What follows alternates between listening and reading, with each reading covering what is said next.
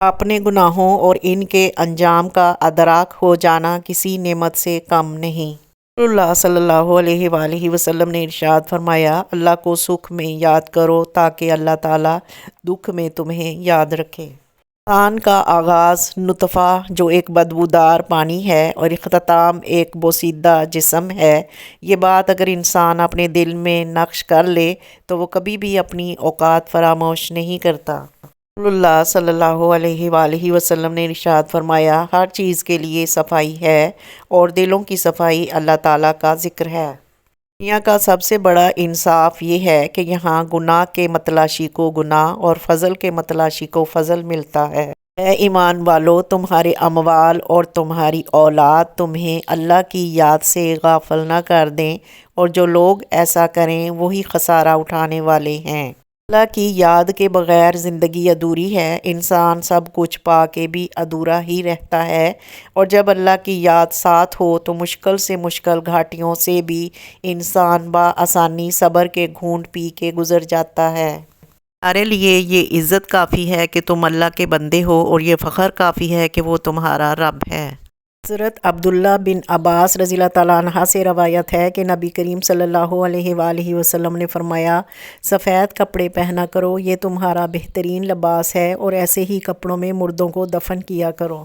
امام عمر بن عبدالعزیز رحمۃ اللہ علیہ کہتے ہیں، میں نے خواب میں اپنے والد کو دیکھا، گویا وہ ایک باغ میں ہیں۔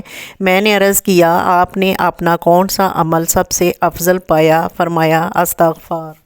یہ فانی جسم خواہ کتنا ہی حسین و جمیل اور باعظمت کیوں نہ ہو، ایک دن قبر کی آغوش میں سلا دیا جائے گا۔ جب بھی کوئی معافی مانگے تو اسے صرف اس امید پر معاف کر دو کہ میرا رب بھی مجھے قیامت کے روز اسی طرح معاف فرمائے گا۔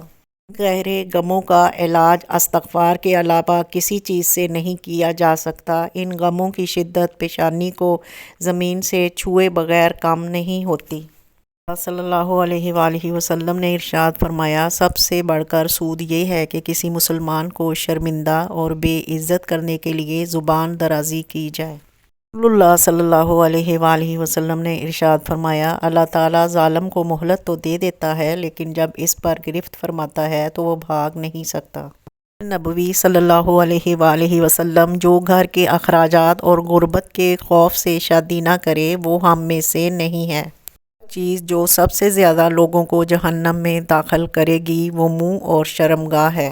زمین پھٹ سکتی ہے، آسمان گر سکتا ہے، قیامت قائم ہو سکتی ہے، لیکن محمد صلی اللہ علیہ وآلہ وسلم کے بعد کوئی نیا نبی نہیں آ سکتا، اور یہی ہمارا ایمان ہے۔ جابر بن عبداللہ رضی اللہ تعالیٰ عنہ بیان کرتے ہیں کہ نبی کریم صلی اللہ علیہ وآلہ وسلم نے فرمایا، ہر نیک کام صدقہ ہے۔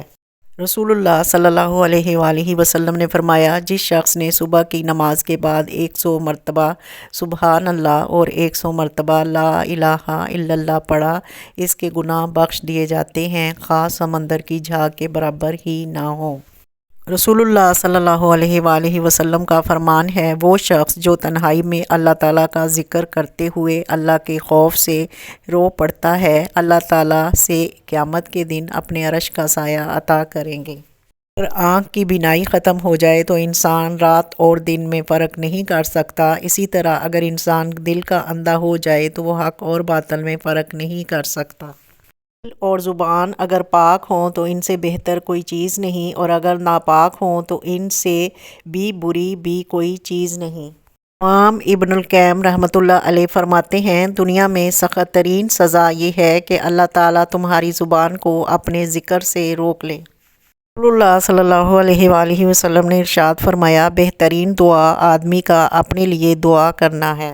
رسول اللہ صلی اللہ علیہ وآلہ وسلم نے ارشاد فرمایا، طوبیٰ جنت میں ایک درخت ہے جس کا فاصلہ 100 سال ہے، اہل جنت کے کپڑے اس کے غلافوں سے نکلتے ہیں۔ ابو ہریرہ رضی اللہ تعالیٰ عنہ سے روایت ہے کہ رسول اللہ صلی اللہ علیہ وآلہ وسلم نے فرمایا، جب تم میں سے کوئی نیند سے بیدار ہو تو وہ 3 بار ناک جھاڑے، کیونکہ شیطان اس کے نتنوں میں رات گزارتا ہے۔ کریم صلی اللہ علیہ وآلہ وسلم نے فرمایا، اگر دنیاوی زندگی میں تمہیں کوئی مصیبت اور تکلیف پہنچے تو یہ مت کہو کہ اگر یوں کر لیتا تو ایسا نہ ہوتا، اور اگر یوں کر لیتا تو ایسا ہو جاتا، بلکہ یہ کہو کہ اللہ تعالیٰ کی تقدیر اور چاہت یہی تھی۔ حضرت امام حسن عسکری نے فرمایا، جس نے اپنے دینی بھائی کو چھپ کر نصیحت کی، اس نے اپنے بھائی کو زینت بخشی، اور جس نے اپنے دینی بھائی کو سب کے سامنے نصیحت کی، اس نے اپنے بھائی کو ذلیل کیا۔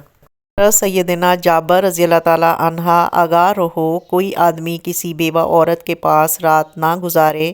تشریح حدیث: کسی بیوہ عورت کے پاس رات گزارنا منع ہے۔ کنواری لڑکی تو رہتی ہی اپنے گھر والوں کے ساتھ ہے، البتہ بیوہ عورت ہو سکتا ہے اس نے شادی نہ کی ہو اور وہ اپنے بچوں کے ساتھ کسی مقام پر رہتی ہو، ایسی صورت میں اس کے پاس جا کر قیام کرنا یہ خرابی کا باعث ہو سکتا ہے، اس لیے شریعت نے اسے روک دیا ہے۔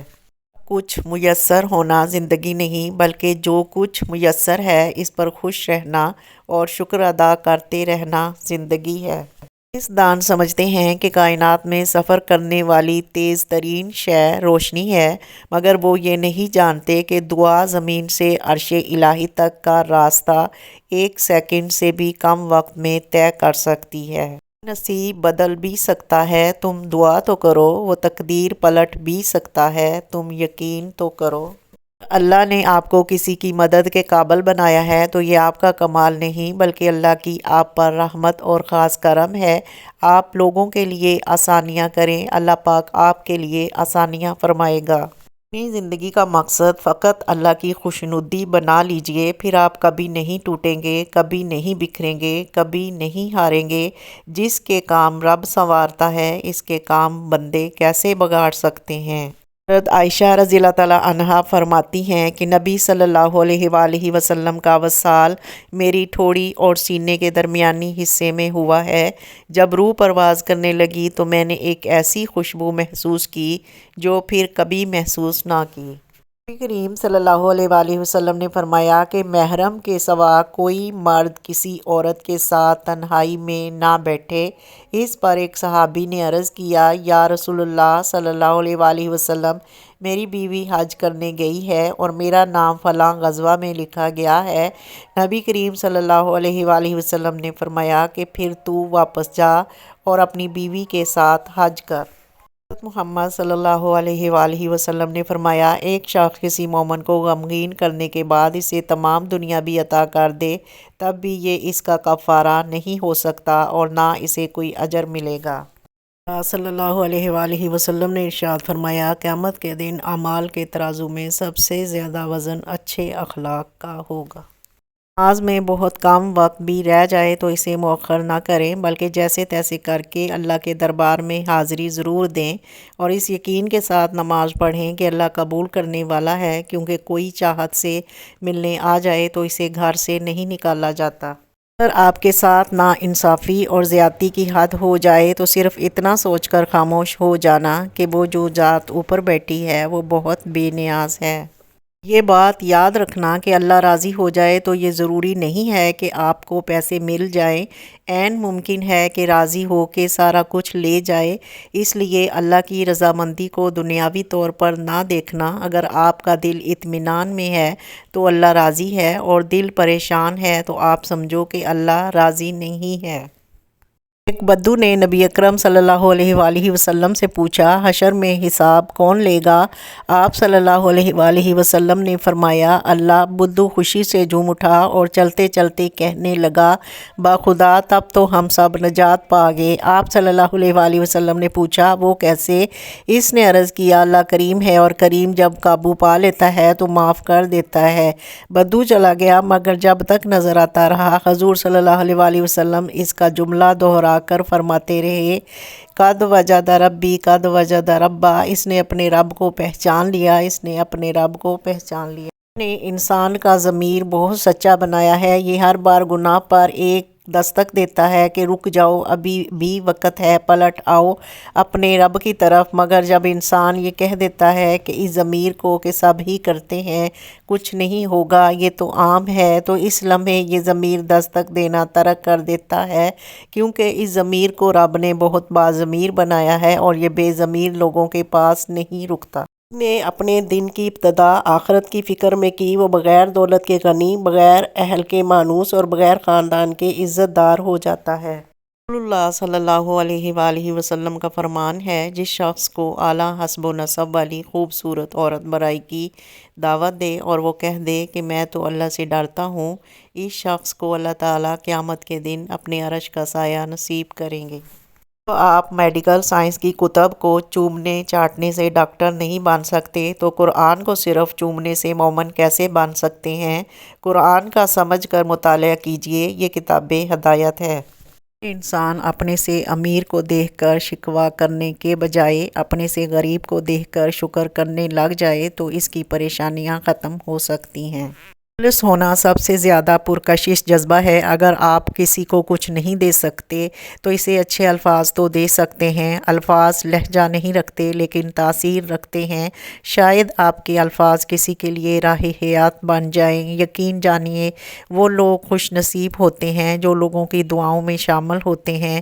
روشنی بنیں اپنے لیے اور دوسروں کے لیے، مثبت سوچیں، مثبت لکھیں۔ جب تک سینہ صاف نہ ہو تو دعا قبول نہیں ہوتی۔ اگر کسی دنیاوی معاملے میں ایک شخص کے ساتھ بھی تیرے سینے میں بغض ہے تو تیری دعا قبول نہیں ہو سکتی۔ اس بات کو اچھی طرح سے یاد رکھنا چاہیے اور دنیاوی معاملے کے سبب کبھی کسی کے ساتھ بغض نہیں رکھنا چاہیے۔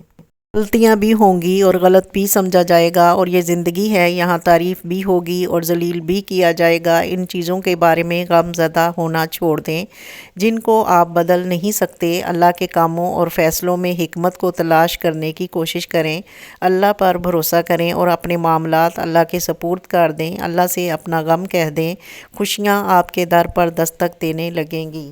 انسان آخرت کا انجام سامنے رکھ کر زندگی گزارے تو وہ اس دنیا میں درست فیصلے کرتا ہے۔